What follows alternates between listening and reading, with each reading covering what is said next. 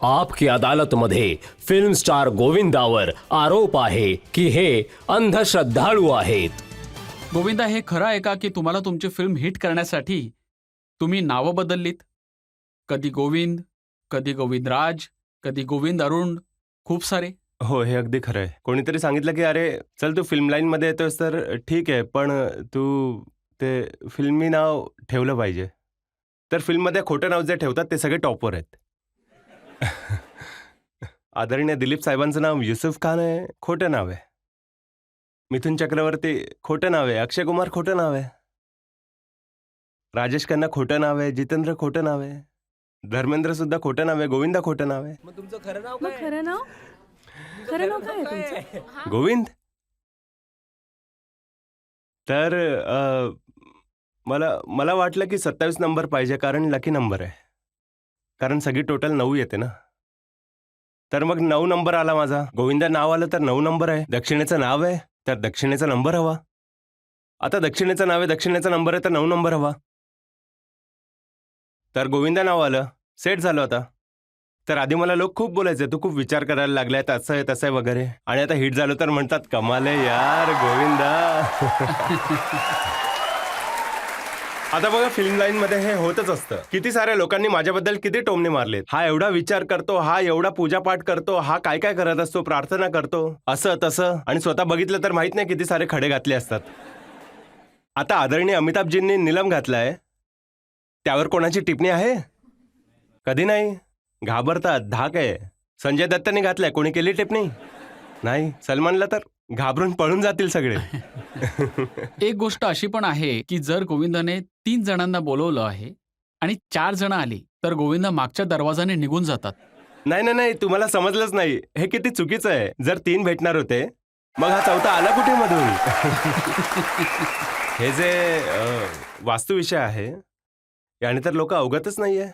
आणि जी लोक माझ्यावर टिप्पणी करायचे, आता स्वतः त्यांच्याबरोबर किती सारे वास्तूवाले लोक बरोबर असायचे.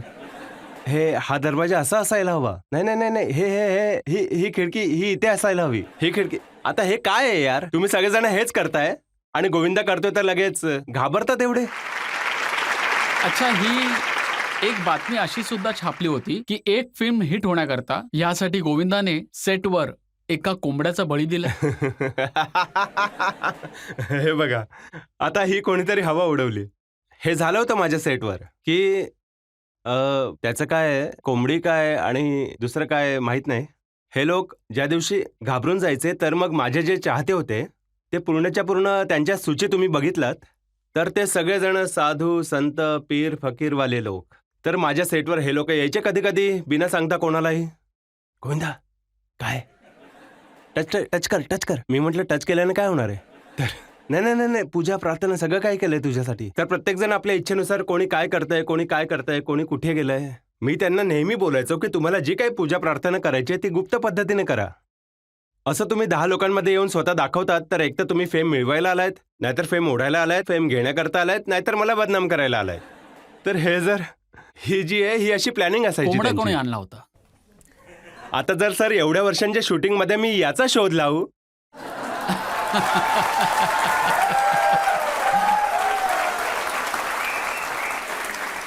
एक गोष्ट अशी पण छापली होती की गोविंदा लाल रंगाला घाबरतो. अच्छा मला सांगा, पिक्चरमध्ये लाल दुपट्टेवाली गाणं कोणी गायलं होतं? गाणं कोणी गायलं होतं? हां. मग लाल चुनरिया वाली पर दिल आया रे, हे सुद्धा माझ्याच फिल्मचं गाणं होतं. तर मग हे लाल कुठून आलं?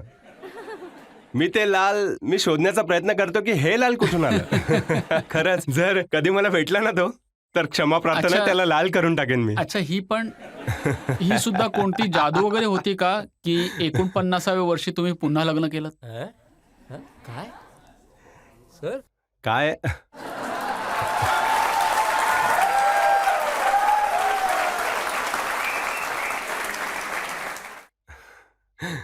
काय झालं, मला असं वाटलं की सुनीताचा कोणी नातेवाईक इथे बसलाय की काय.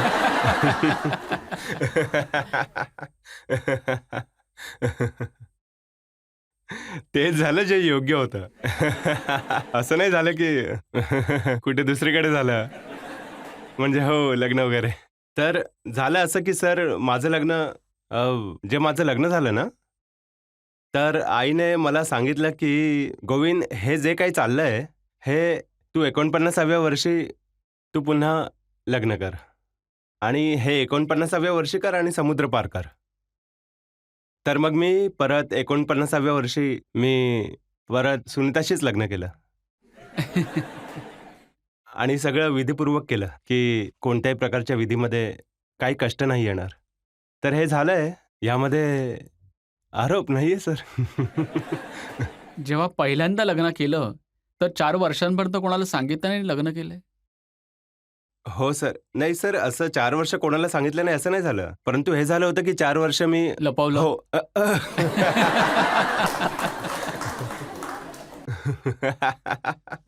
आता त्यावेळेला फिल्मच मिळत नव्हत्या. लग्न झालं तर फिल्म नाही मिळणार. लग्न झालं तर मुली नाही पटणार.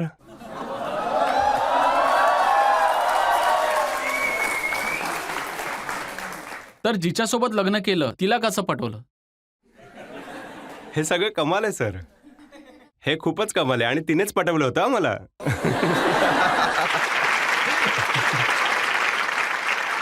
आम्ही कुठेतरी पार्टीमधून बाहेर आलो आणि गाडीमधून वी आर ट्रॅव्हलिंग टुगेदर. तर माझा हात त्यांना लागला तर त्यांनी काढला नाही. मी पण तसंच ठेवला मग.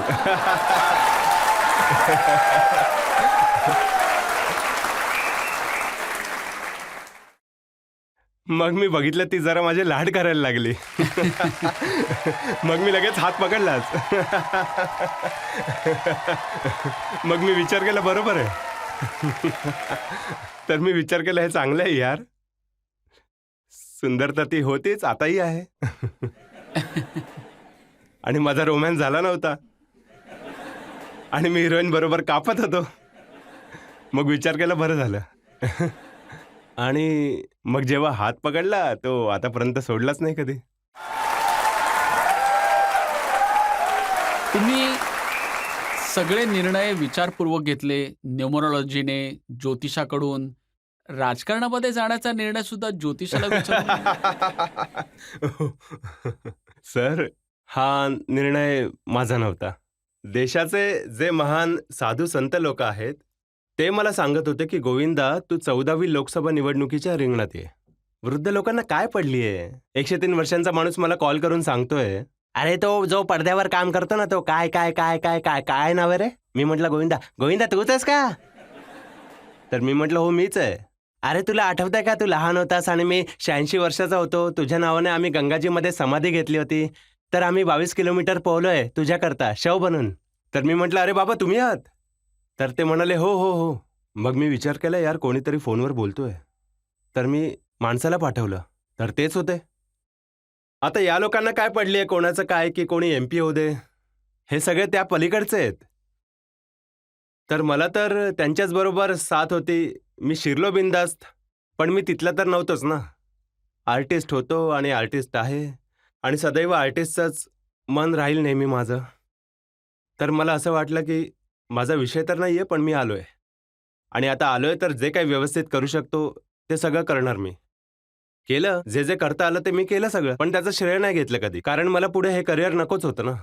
हवं असतं तर मग पब्लिसिटी करायला आम्ही लोक थोडी ना कोणाच्या मागे आहेत. तगडी पब्लिसिटी केली असती ना. तुम्ही सोडून दिलं पॉलिटिक्स, मग आता पुन्हा पॉलिटिक्स जॉईन करण्याबद्दल तुमचं काय म्हणणं आहे? मी 49व्या वर्षी मी पॉलिटिक्स सोडलं. इथे होतं पोट, ते एकदम इथे आलं.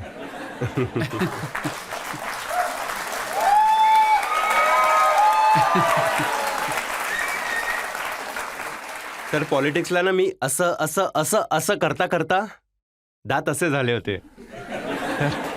तर आता सगळं बरोबर झालं, गोष्टी बरोबर झाल्यात. ही हेअरस्टाईल जी आहे ती एकदम व्यवस्थित झाली आहे. तर मला असं वाटतं की हे 49व्या वर्षीच झालं आहे. हां, आणि मी इथून प्रॉमिस करून निघतोय की असं म्हणजे की यापेक्षा जास्त कमी नाही होणार ना. म्हणजे की मला असं वाटतं की तुमची बॉडी पर्सनॅलिटी तुम्हाला जेव्हा हवी तेव्हा तुम्ही तयार करू शकता. फक्त तुमची इच्छा असावी.